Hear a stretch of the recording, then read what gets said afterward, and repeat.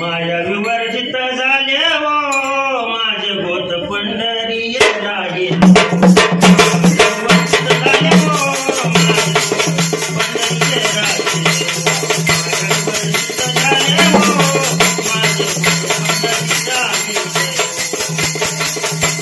पतिव्रतानी परद्वारिणी परपुरुषेशी व्यभिचारिणी परपुरुषेशी व्यभिचारिणी माया विवर्जित झाले हो माझे गोत पंढरी राजे माया विवर्जित झाले हो माझे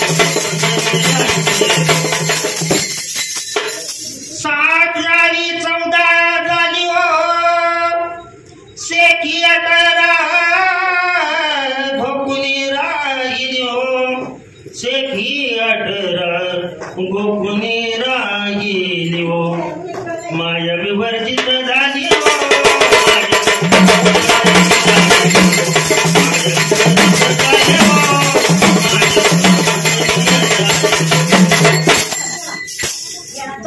निवृत्ती प्रसादे मी गोवळी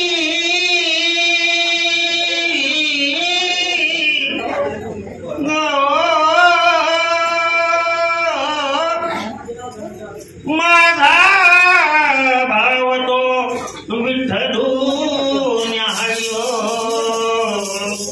माझा भाव तो विठ्ठली न्याहाळी हो माया विवर्जित झाली हो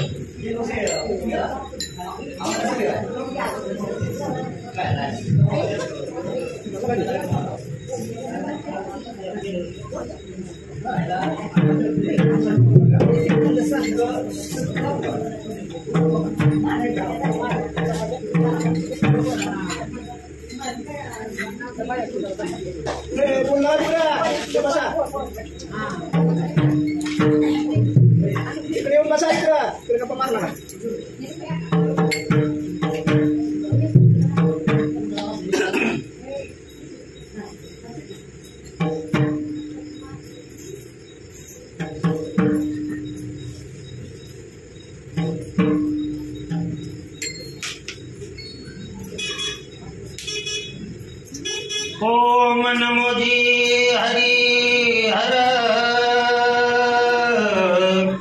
परब्रह्म परमेश्वर सद्गुरु पूर्णावतार सगुण साकार तुम्हा नमो ओम नमो जी हरि हर नंदना आनंद घना कृष्णा खेळी बाळ रंगना हृदय माझ्या तुम्हा नमो हृदय माझ्या तुम्हा नमो कुंडलिक वरदार विठ्ठल श्री ज्ञानदेव तुकाराम पंढरीनाथ भगवान की जय श्री सद्गुरु संत योगीराज हरिहर महाराज की जय। परवाचा विषय आपला पुढं कंटिन्यू तिसऱ्या दिवशी प्रवचनाची सेवा होती आणि त्यामध्ये बरंच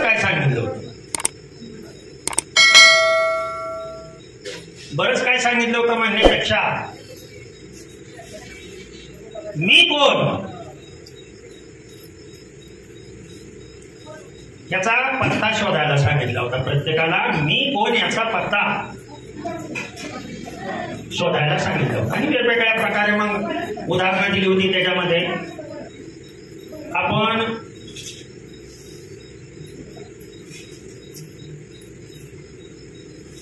आपण कोण आहोत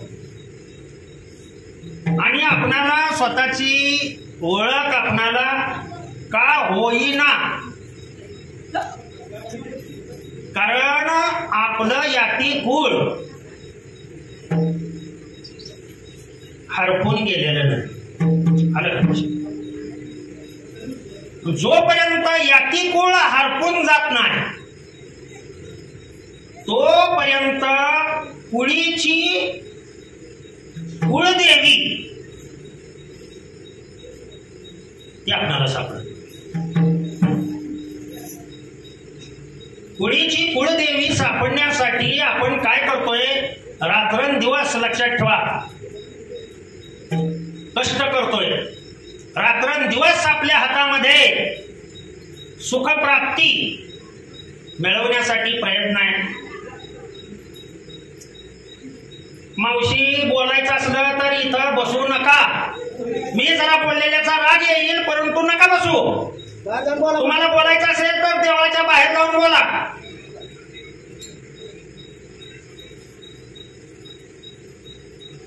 आणि बघा, खोटं नाही सांगत मी, या गप्पा मारण्यासाठी हा कार्यक्रम ठेवलेला नाही. माझे पैसे उतू आले म्हणून हा कार्यक्रम ठेवलेला नाही. 50 वर्षांनी, आणखीन 50 वर्षांनी 10,000 रुपये देतो हे प्रेत उचलायला कोणी खाते करीत येता का हो? ही जर कार्यक्रम नाही ठेवले आणि समाज जर एकत्रित नाही आला तर आणखी 50 वर्षांनी ही अवस्था येते का नाही पहा. शेजारी घरी माणूस उचलायला, मेलेला माणूस उचलायला. हा कार्यक्रम पैसे जास्त झालेत म्हणून ठेवलेला नाहीये. माझ्या सद्गुरूंची, माझ्या बाबांची सर्वांना कृपाशीर्वाद मिळावा. सर्व समाज, सर्व जातीमधला समाज, या परिसरातील नव्हे सर्व समाज जेवढा काही भक्तिमय असू द्या नसू द्या, त्यांनी एकमेकात यावं. तुम्हाला सांगू का, कार्यक्रम ठेवण्यापाठीमागे उद्देश आहे, जगातलं प्रेम नष्ट झालो. खोटं नाही सांगत, तिची जागा मायेने घेतली. प्रेम नष्ट झालं. तुम्हाला सांगतो, जुने लोक जे होते ना, ते जुने लोक बरं का बुवा, मी तुम्हाला ओळखतो, तुम्ही मला ओळखता, ते मला ओळखतात, हे मला ओळखतात, मी त्यांना ओळखतो. परंतु माऊली, आपल्या नातवांचं काय, आपल्या पोरांचं काय, कोण कोणाला ओळखतोय? हाय का ओळख? तुम्हाला थोडासा काटा मोडला तरी लगेच ओळख असल्यामुळे धावत जातोय. कार्यक्रम ठेवण्यापाठीमागं उद्देश पहा. तुम्ही एकटे येऊ नका हो, त्या लहान लेकरांनी घेऊन या या कार्यक्रमामध्ये. त्या लहान लेकरांची एकमेकात ओळख होऊ द्या. आणि इथं मला लहान लेकरावाली तरी एक बी दिसेना, सगळी हाकलून दिलेली माणसं दिसते घराच्या बाहेर. लिकुरवाळी तरी एक बी दिसत नाही. कशा पोरांच्या ओळखी व्हायच्या? आणि कसं माझं हे माझं आहे, गेलं पाहिजे मला. तुम्हाला वाटत असेल सर आमची काळजी करू नका, आमच्या माणसांची प्रेत उचलायला आमची बावकी खंबीर आहे. आयुष्य गेलं तुमचं, जोपर्यंत जिवंत आहे तुम्ही तोपर्यंत तुमच्याशी बावकी कधीच सरळ चालत नाही, कधीच सरळ चालत नाही. भावकी एकाच वेळेला सरळ चालते ज्या वेळेला चौघाच्या खांद्यावर 5 वाजतो त्या वेळेला भावकीला सरळ चालावं लागतं. एका माग पुढचा जातोय त्याच्या माग दुसऱ्याने जावं लागतं. बरोबर आहे का?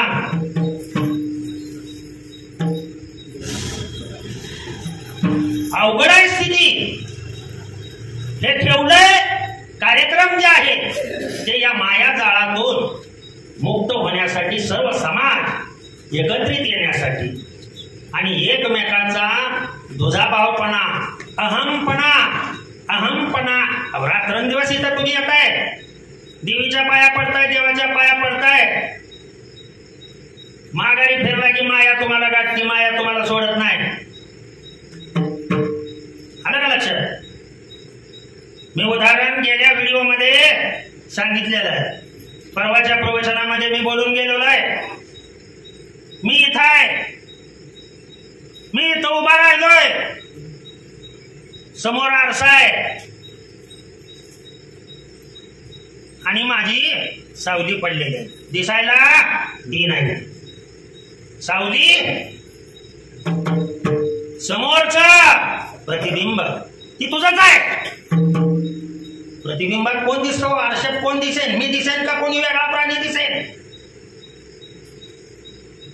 बोला सर, आता तुम्ही ज्ञान आहे थोडस. मी पाहतोय म्हणल्यानंतर आरशात कोण दिसेल? पण आपणाला दुसरा दिसतोय ना. का तिला कधी हटवण्याचा प्रयत्न केलाच नाही हो आपण. आपल्याकडं अहंकार इतका गच्च भरलेला आहे, त्या अहंकाराने आपणाला कधी बसून दिलं नाही हो. तुम्हाला एक दृष्टांत सांगतो म्हणजे लक्षात येईल तुमच्या. एक जावायचा सासरवाडीला चालला, जावायचा डबल सासरवाडीला. मग सासरवाडीला जाताना ती पुढं चालायचं आणि त्याची सावली त्याच्या बरोबरच चालायची. अगं तिला म्हटला मी चाललोय, तू कशाला येतीस माझ्या बरोबर? सावलीशी बोलायला ती सावली म्हणली तू कुठेही जाते येणार. बरं मला कशी येते ती बघतो. खाली बसला, सावली बी खाली बसली. तिरका झाला, सावली बी तिरकी झाली. आता अवघड झालं. अवघड झालं नाही, कारण ती ह्याच्यात येण्यासाठी, तिच्यातून तिला आपल्यात सामावून घेण्यासाठी, सावली न दिसण्यासाठी काय केलं पाहिजे? हा आजच्या प्रवचनाचा विषय.